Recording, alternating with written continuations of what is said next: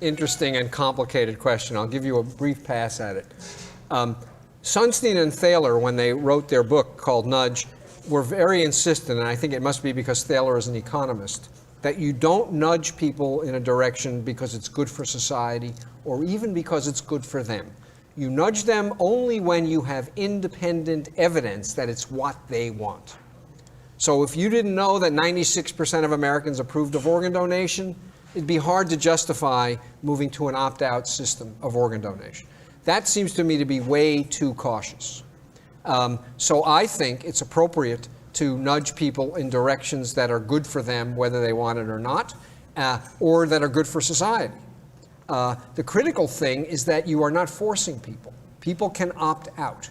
If they don't opt out, what they end up getting and what they end up doing makes them better off and all the rest of us better off. But what exactly is the level of privacy, for example, that's the right level of privacy to serve the interests of individuals and the interests of the collective? That's a really, really hard question to answer, but I think it's one that's worth asking, because defaults have incredible, I mean, Facebook is a classic example of the power of defaults. You know, people didn't realize that they were parading all of their weapons and their body parts for the entire world to see. They just thought that, you know, their closest 12 to 15,000 friends would know about their unusual habits and hobbies. But it turns out, no, everybody, including anyone who might employ them, got to find out about that.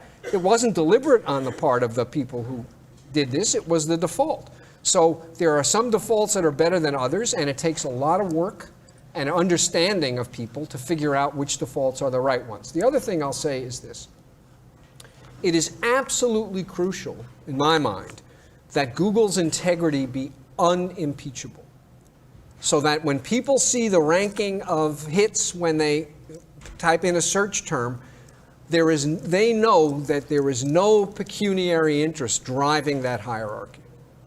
It is instead the result of a very smart algorithm that will only get smarter and that is designed to serve what the client's needs are.